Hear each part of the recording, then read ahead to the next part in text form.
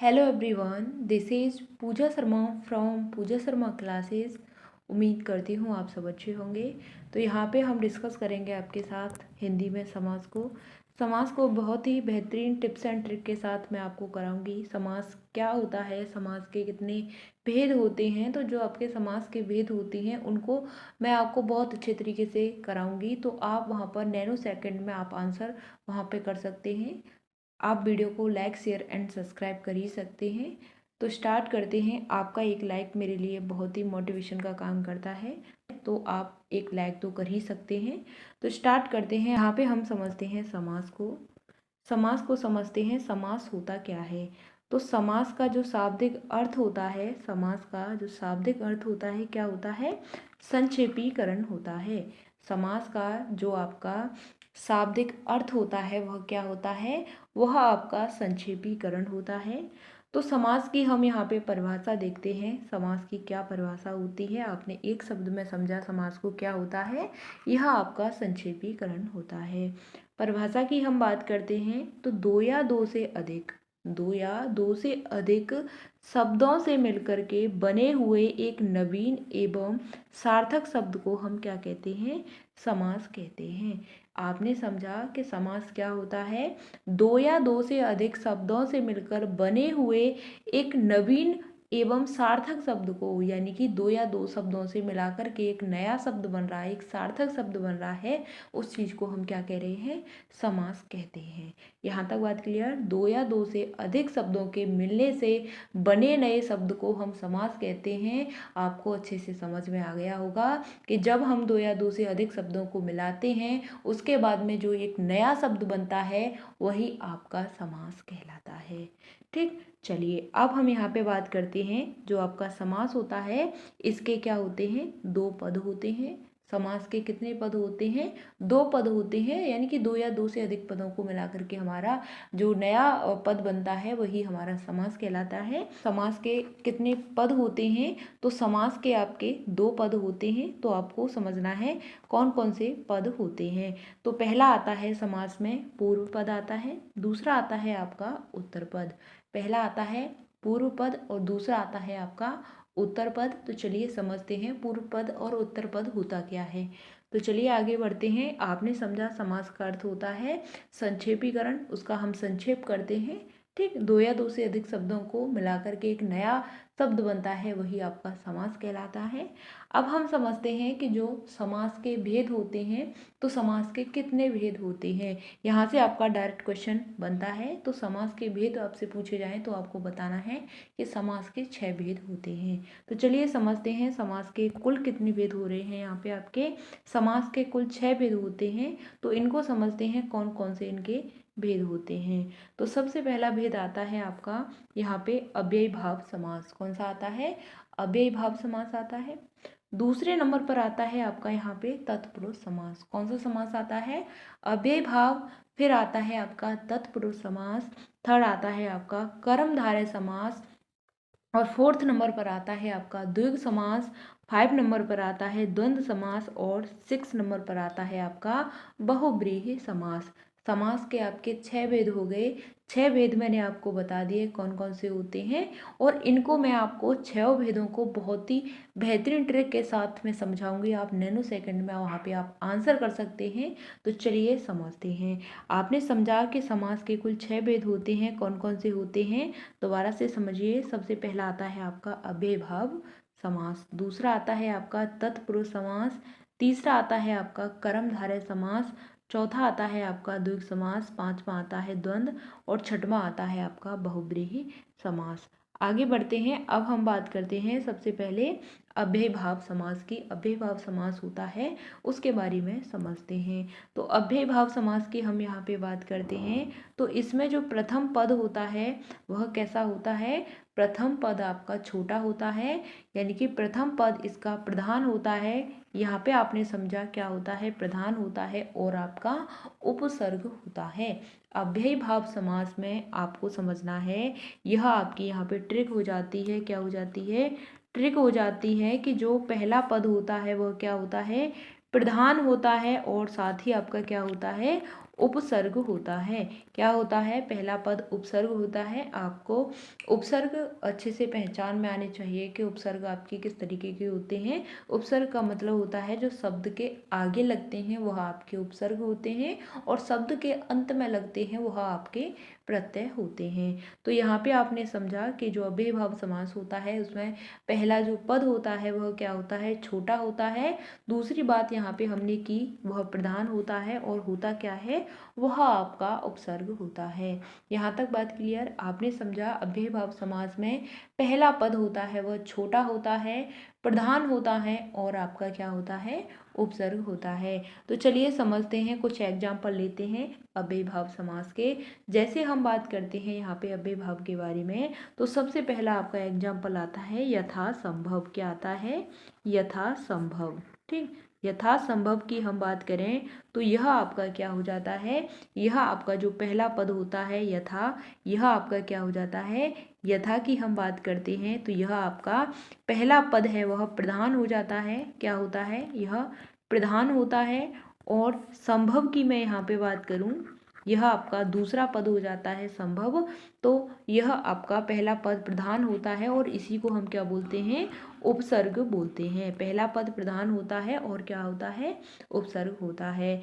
आगे मैं यहाँ पे बात करूँ, जैसे बात करूँ दूसरा एग्जाम्पल प्रतिदिन की। किसकी बात करूँ? प्रतिदिन की बात करूँ तो यहाँ पे आपका जो प्रति होता है, क्या होता है? प्रति होता है। यह क्या होता है? यह आपका उपसर्ग होता है। यह आपका उपसर्ग होता है, छोटा होता है प्रथम पद। और यहाँ पे दिन होता है, यह आपका यहाँ पे कैसा दिन होता है? यह कैसा होता है? यह आपका मूल शब्द होता है। तो यहाँ पे बात की गई है, आपको पहचानना है कि जहाँ पे भी आपको प्रथम पद में आपको उपसर्ग दिख जाए, छोटा दिख जाए, प्रधान दिख जाए, वही आपका अव्ययीभाव समास होगा। और कुछ मैं यहाँ पे एग्जाम्पल लिख देती हूँ। जैसे मैं बात करूँ आजन्म की, आजन्म की मैं यहाँ पे बात करूँ, प्रतिकूल की मैं यहाँ पे बात करूँ, प्रतिकूल की बात करूँ, प्रतिदिन की बात करूँ, और यहाँ पे बात करूँ मैं भर पेट की। किसकी बात करूँ? भर पेट की बात करूँ तो यह आपके किसके एग्जाम्पल हो जाते हैं? अव्ययीभाव समास के एग्जाम्पल हो जाते हैं। यथा शक्ति की मैं यहाँ पे बात करूँ, यथा शक्ति की बात करूँ, यहाँ पे मैं बात करूँ अनुरूप की, अनुरूप की बात करूँ, आमरण की बात करूँ, तो यह आपके किसके उदाहरण हो जाते हैं? तो यह आपके सभी अव्ययीभाव समास के उदाहरण हो जाते हैं। आगे बढ़ते हैं, अब हम बात करते हैं, सेकंड आता है आपका तत्पुरुष समास। तत्पुरुष समास की हम बात करते हैं तो जिस समास में दूसरा पद क्या होता है? प्रधान होता है, छोटा होता है। आपने समझा कि जो अव्ययीभाव समास होता है उसमें प्रथम पद प्रधान होता है, छोटा होता है, लेकिन जो तत्पुरुष समास होता है इसमें आपका दूसरा पद प्रधान होता है और छोटा होता है, तथा दोनों के बीच कारक चिन्ह का क्या हो जाता है? लोप हो जाता है। दोनों के बीच में कारक चिन्ह का क्या हो जाता है? यहाँ पे लोप हो जाता है। इसकी यह ट्रिक है कि जो दूसरा पद होता है वह क्या होता है? प्रधान होता है। तो चलिए कुछ एग्जाम्पल देखते हैं यहाँ पे। इसके एग्जाम्पल देखते हैं किसके? तत्पुरुष समास के। जैसे हम यहाँ पे बात करते हैं पुरुषोत्तम की, किसकी बात करते हैं? पुरुषोत्तम की बात करते हैं, तो यह आपका किसका उदाहरण हो जाता है? यह आपका तत्पुरुष समास का उदाहरण है। यानी कि पुरुषों में क्या है? उत्तम है, वही आपका पुरुषोत्तम हो जाता है। ठीक, पुरुषों में क्या होता है? उत्तम। जैसे दूसरा एग्जाम्पल आता है आपका राजपुत्र। क्या आ जाता है? राजपुत्र आ जाता है, यानी कि राजा का पुत्र। जो पुत्र है यह आपका क्या है? छोटा पद है और प्रधान है, यानी कि मूल शब्द है पुत्र। ठीक, अब आता है यहाँ पे एग्जाम्पल पाप मुक्त। ठीक, पाप मुक्त यानी कि पाप से मुक्त। गौशाला की हम बात करते हैं, किसकी बात करते हैं? गौशाला की बात करते हैं। आगे बात करते हैं यज्ञशाला की, यज्ञशाला की हम बात करते हैं। यह आपके तत्पुरुष समास के उदाहरण हो जाते हैं। यहाँ पे हम बात करें राजकुमार की, राजकुमार की बात करूँ मैं यहाँ पे, तो यह आपके क्या हो जाते हैं? सभी आपके तत्पुरुष समास के उदाहरण हो जाते हैं। आपको साथ ही साथ इनको नोट करते हुए चलना है। अब हम यहाँ पे बात करते हैं तत्पुरुष समास के जो भेद होते हैं कितने होते हैं। आपने समझा कि जो समास के भेद होते हैं वह 6 होते हैं, और तत्पुरुष समास की मैं यहाँ पे बात करूँ तो तत्पुरुष समास के भी आपके 6 भेद हो जाते हैं। यहाँ पे हम तत्पुरुष समास के भेद को पढ़ रहे हैं। ठीक, तो पहला आता है आपका कर्म तत्पुरुष। करण तत्पुरुष, संप्रदान तत्पुरुष, अपादान तत्पुरुष, संबंध तत्पुरुष, अधिकरण तत्पुरुष। यह आपके 6 भेद हो जाते हैं तत्पुरुष के।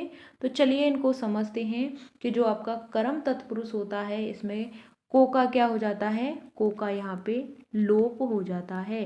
को का लोप हो जाता है यहाँ पे किसमें, कर्म तत्पुरुष में। करण तत्पुरुष की बात करूं तो यहाँ पे से का लोप हो जाता है। संप्रदान की बात करूं तो के लिए का लोप हो जाता है यहाँ पे।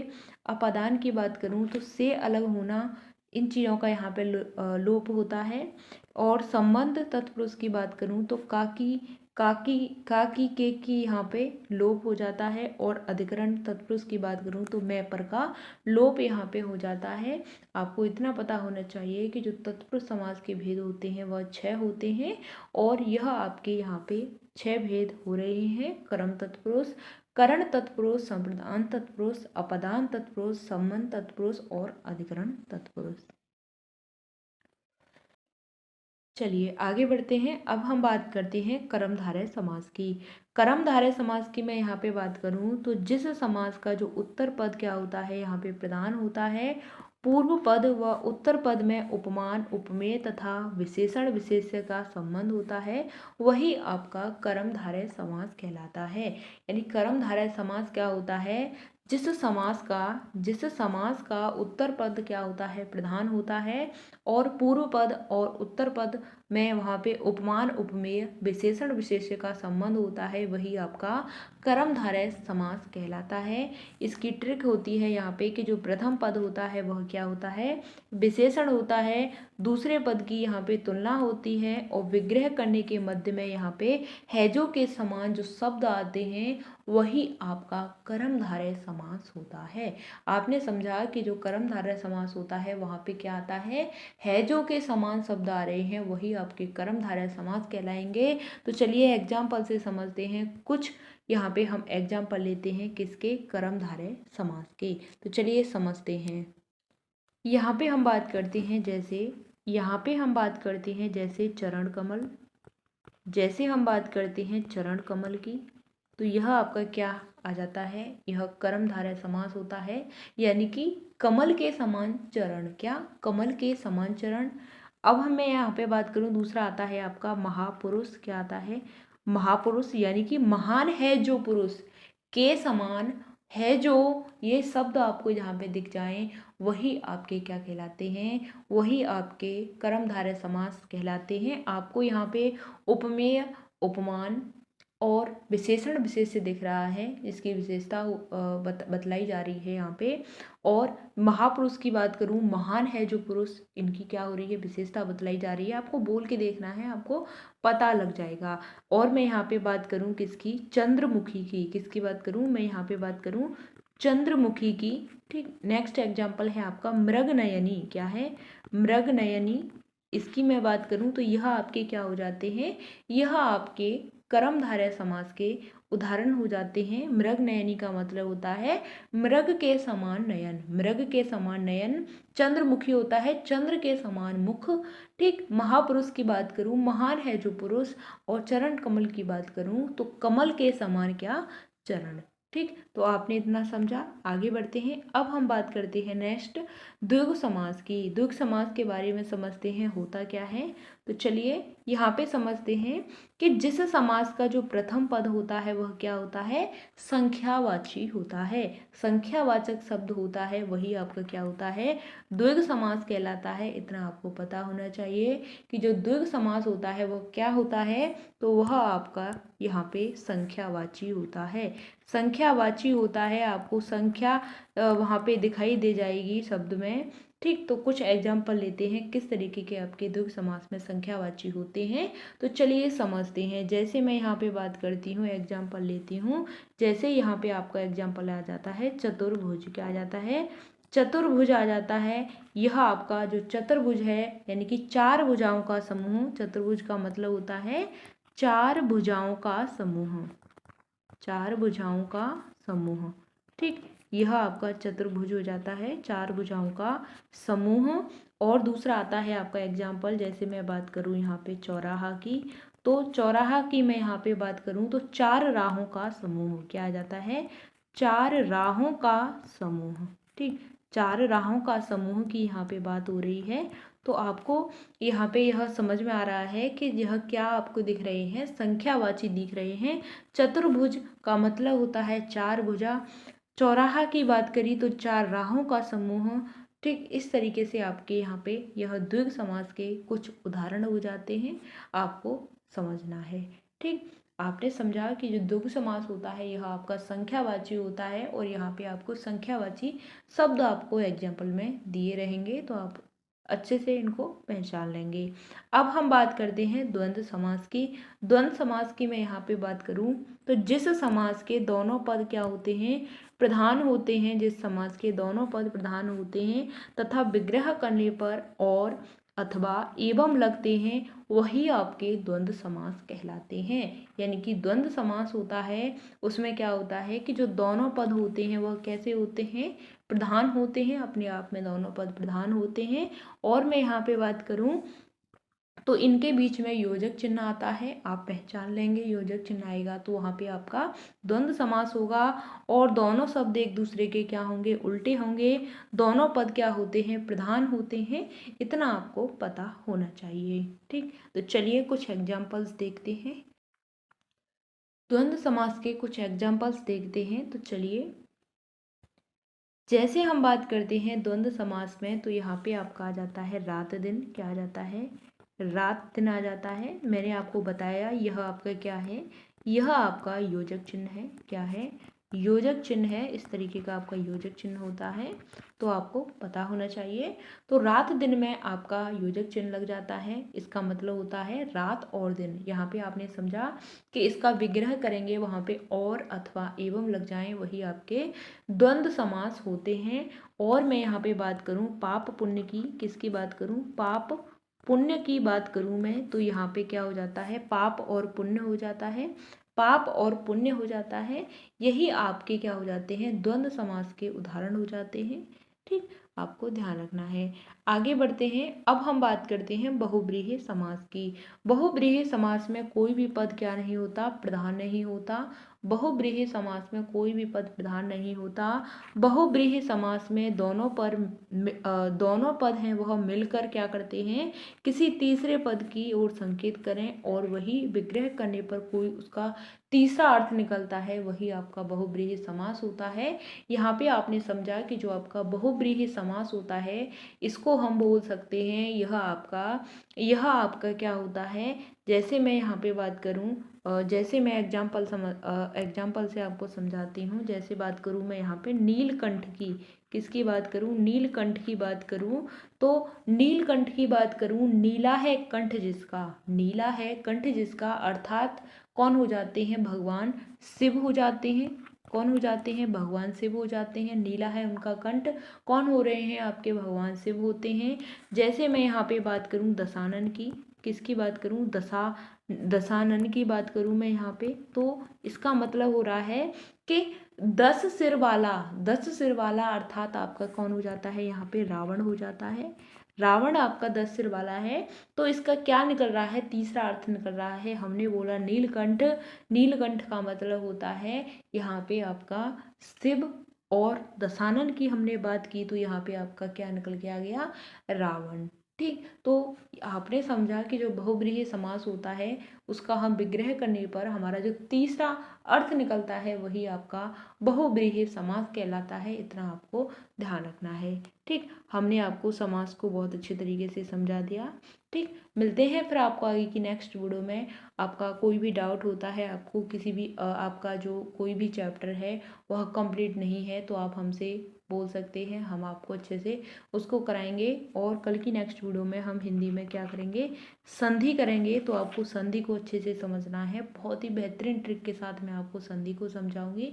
मिलते हैं फिर आपको आगे की नेक्स्ट वीडियो में, तब तक के लिए थैंक्स फॉर वॉचिंग। जय हिंद, वंदे मातरम। अगर आपका कोई भी डाउट होता है तो कमेंट के माध्यम से आप पूछ लेना, और आप वीडियो को लाइक ज़रूर कर देना और अपने दोस्तों के साथ शेयर कर देना, और चैनल पर नए आए हैं तो चैनल को सब्सक्राइब जरूर कर लेना।